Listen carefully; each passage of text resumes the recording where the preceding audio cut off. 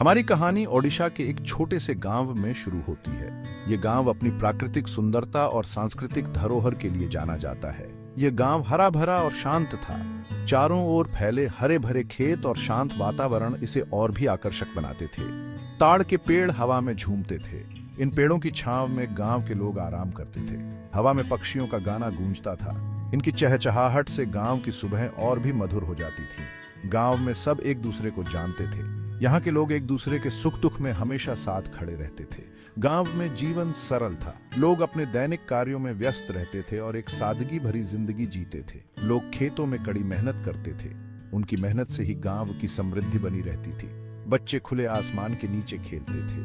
उनकी हंसी और खेल कूद से गांव की गलियां गूंज उठती थीं। गांव वाले एक साथ त्योहार मनाते थे। इन त्योहारों में सभी मिलकर नाचते गाते और खुशियां बांटते थे। सुमित इसी गांव में रहता था। वह गांव का एक प्यारा और होशियार लड़का था। वह एक नेक दिल और हंसमुख लड़का था। उसकी मुस्कान से सभी का दिल खुश हो जाता था। सुमित अपने परिवार की मदद करता था और मेहनती था। वह अपने माता पिता का गर्व था और गांव के सभी लोग उसे पसंद करते थे। सुमित एक गरीब परिवार से था। वह एक छोटे से गांव में रहता था जहां सुविधाएं बहुत कम थीं। वह सादे कपड़े पहनता था और उसके पास कुछ ही खिलौने थे, लेकिन वह उन खिलौनों से भी बहुत खुश रहता था। लेकिन सुमित का दिल बहुत बड़ा था। उसकी मुस्कान हमेशा उसके चेहरे पर रहती थी। वह हमेशा दूसरों की मदद के लिए तैयार रहता था। गांव के लोग उसे बहुत पसंद करते थे। मेरे पास भले ही ज्यादा कुछ न हो, लेकिन मेरे पास एक बड़ा दिल है। लेकिन मैं हमेशा मदद का हाथ बढ़ा सकता हूँ। यह मेरे लिए सबसे बड़ी खुशी है। चंद्रकांता की कहानी अलग थी। वह एक अलग दुनिया में रहती थी। वह एक अमीर परिवार से थी। उसके पास हर सुविधा थी। चंद्रकांता के पास वह सब कुछ था जो वह चाहती थी। उसके पास ढेर सारे खिलौने और सुंदर कपड़े थे। चंद्रकांता एक बड़े घर में रहती थी। उसका घर बहुत सुंदर और विशाल था। उसके पास ढेर सारे खिलौने और सुंदर कपड़े थे। लेकिन चंद्रकांता अकेली थी। उसके पास कोई सच्चा दोस्त नहीं था। मेरे पास सब कुछ है, लेकिन मेरे पास एक सच्चा दोस्त नहीं है। फिर भी मैं बहुत अकेला महसूस करती हूँ। मुझे किसी की जरूरत है जो मुझे समझ सके।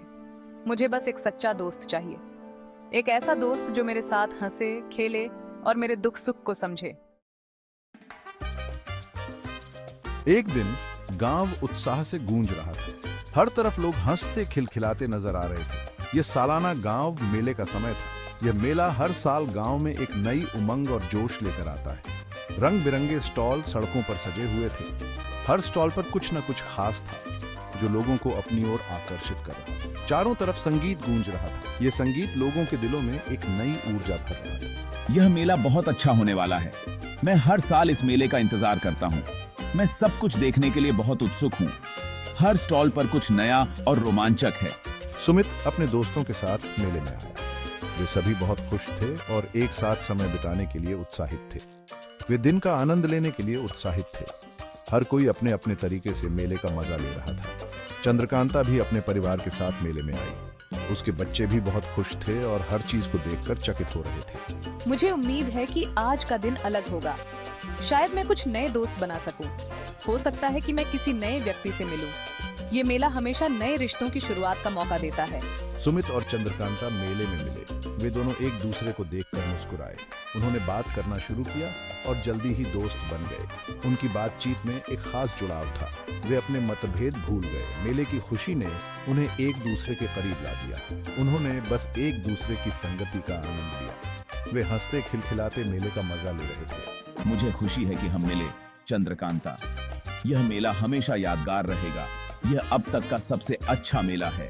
हर साल यह मेला हमें कुछ नया सिखाता है। मेरा भी यही कहना है सुमित। ये मेला हमें एक दूसरे के करीब लाता है। मुझे आखिरकार ऐसा लग रहा है कि मेरा एक सच्चा दोस्त है। ये मेला हमेशा हमारे दिलों में रहेगा।